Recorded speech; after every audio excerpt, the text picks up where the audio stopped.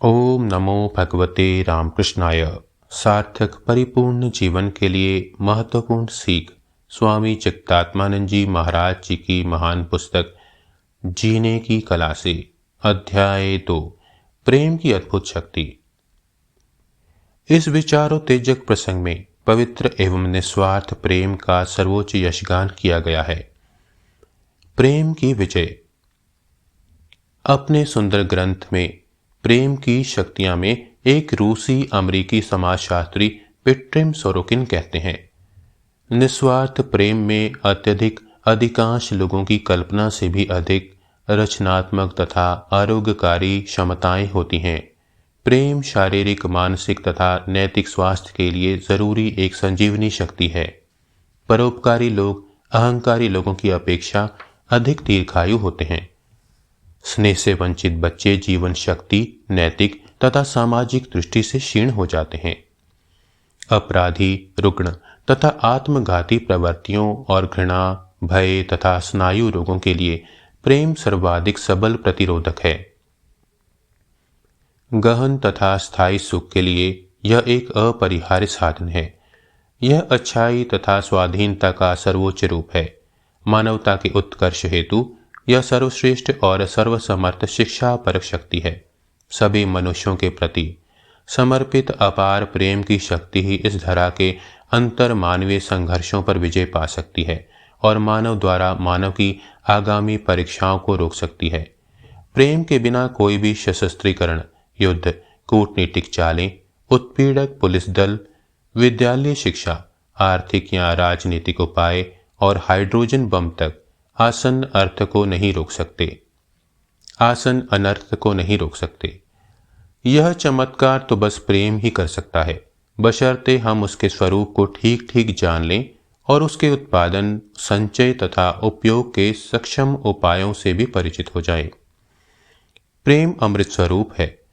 देखने में आया है कि इसमें शारीरिक और मानसिक विकारों के उपचार की भी शक्ति विद्यमान है।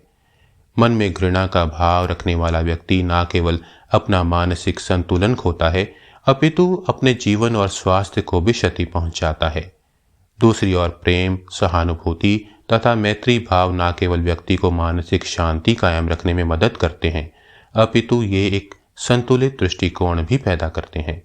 इन गुणों से युक्त व्यक्ति हर तरह की परिस्थिति में शांति और आनंद का अनुभव करेगा। बालकों के विकास के लिए मात्र सुलभ प्रेम बहुत जरूरी है। सच्चे प्रेम से वंचित होने वाले बालक उसी तरह बीमार हो जाते हैं जिस तरह संक्रामक रोग क्षुधा या असंतुलित आहार के कारण हो सकते हैं। इस विषय में अमेरिकी मनोविश्लेषक रेने ए स्पिट्स ने शोध किया था।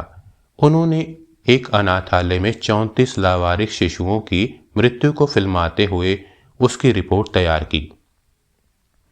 अनाथालय में उन शिशुओं को मात्र प्रेम के अलावा हर तरह की देखभाल तथा सुविधाएं उपलब्ध थीं। मात्र प्रेम का अभाव ही उनकी मृत्यु का कारण सिद्ध हुआ। डॉक्टर स्पिट्स ने बच्चों की प्राण शक्ति के निस्तेज होने की पूरी प्रक्रिया का फिल्मांकन किया था। अपने माता पिता से वियोग के 3 महीने बाद शिशुओं की भूख चली गई। उन्हें ठीक से नींद नहीं आती थी और वे सिकुड़े, कांपते तथा रोते रहते थे।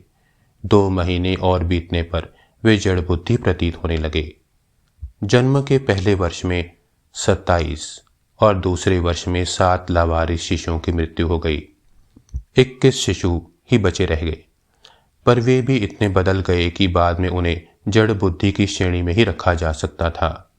मानसिक तथा नैतिक विकारों के इलाज और उनकी रोकथाम में प्रेम की आरोग्यदायी शक्ति विशेष रूप से महत्वपूर्ण है। नवजात शिशुओं के नैतिक तथा मानसिक रूप से स्वस्थ मनुष्यों के रूप में विकास होने के लिए प्रेम का आदान और प्रदान दोनों ही अत्यंत आवश्यक है। प्रेम न केवल व्यक्ति के मन तथा शारीरिक अवयवों का उपचार करके उसे स्फूर्ति प्रदान करता है, अपितु यह उसके विकास और मानसिक, नैतिक, हार्दिक तथा सामाजिक समृद्धि का एक निर्णायक तत्व भी सिद्ध होता है। प्रेम करना और प्रेम प्राप्त करना सर्वाधिक महत्वपूर्ण विटामिन का काम करते हैं और ये व्यक्ति के सम्यक विकास तथा सुखमय जीवन के लिए अपरिहार्य हैं।